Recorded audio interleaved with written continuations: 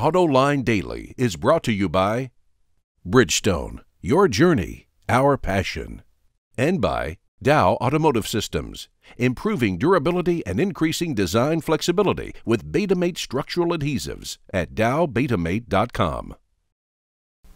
Welcome to Autoline Daily for Thursday, August 7, 2014. I'm Barbara Banier, back in the anchor chair, filling in for John as he continues to cover the management briefing seminars in Northern Michigan. Now the news. Chrysler posted its earnings for the second quarter, and the results are much better than its Italian partner Fiat. Last quarter, the company sold 723,000 vehicles globally, up 12% compared to last year. That helped boost Chrysler's total revenue 14% to over $20 billion.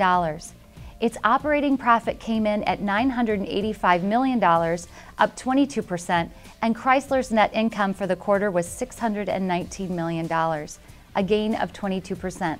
Not surprisingly, Chrysler says Jeep and Ram were mostly responsible for its improved financial results. The economic downturn in 2008 kept a lot of people from buying new cars, so much so that the average age of a vehicle on the road today is over 11 years. Meanwhile, the Cash for Clunkers program ended up putting many good used vehicles out of commission, which caused prices for used vehicles to climb. Now, the second-hand market is seeing a wave of newer vehicles, which will bring resale values closer to where they were before the downturn. ALG, the analytics division of TrueCar, says before 2008, the average new vehicle retained 46% of its value after 3 years. As of June, the number has jumped to about 54.5%. ALG forecasts that by 2017, new vehicles will retain about 49% of their value, and by 2019, it will be back to pre-2008 levels. So if you're thinking about getting rid of that old ride, do it now. Last year, we reported that Tesla was running into trademark issues in China because the name is already registered in the country. At the time, CEO Elon Musk reportedly offered $300,000 to the guy who owned the Tesla names, but he refused. Now, Bloomberg reports that two sides have come to an agreement, but financial terms were not disclosed. Some people find head-up displays useful, but what if your vehicle doesn't have one and you want one? We've shown you an external unit in the past that Garmin offers, but that requires a thin film applied to the windshield.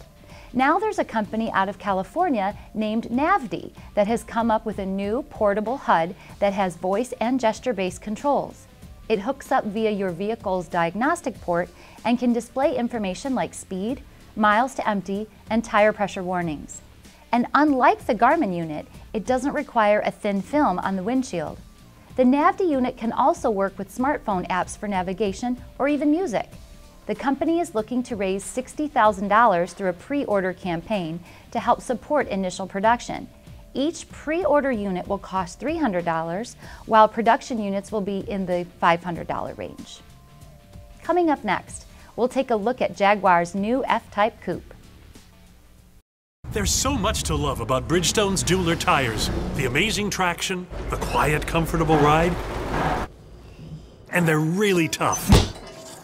It's like loving 3 tires in one. Jaguar made a big splash last year with the F-Type convertible. On the heels of that success comes the F-Type Coupe. And to be fair to each, there's a lot of overlap between the cars. However, when you start looking at the differences between the two, you can definitely see who Jaguar is targeting with the car. And what's great about the Coupe is that it appeals to really two different customers. Customers are looking for more performance and a more track-focused vehicle, but it actually also appeals to customers that need more practicality and more of a day-to-day driver. The trunk space is twice as large as a convertible, so it's a little more useful as a daily driver, but the body is also 80% stiffer, so it's even more responsive and handles even better on the racetrack.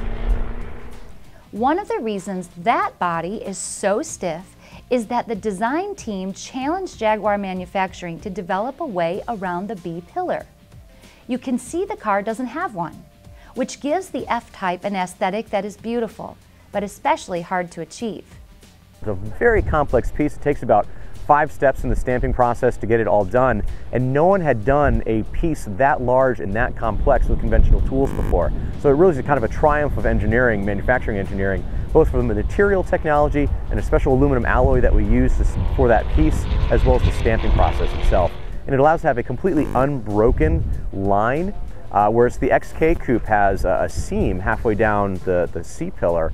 The F-Type has no B-pillar, has no seam, and because it's a single piece, it allows us to actually create the parts faster. In fact, it only takes 20 seconds per part, which allows the team to spend more time on the other unique features of the car that we discovered while testing it on the freeway.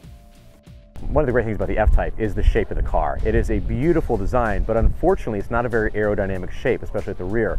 The way that it tapers both in plan and profile view, you need that spoiler to come up to control the airflow at higher speeds. So at 70 miles an hour, that spoiler comes up. You can see it rise up in the rear window when you hit 70 and then fold back down at 50 miles an hour. Now we should point out that the convertible also has one, but it's wider and not quite as tall, so it doesn't pop up at the same high rate of speed and surprise some of us while you're driving on the freeway.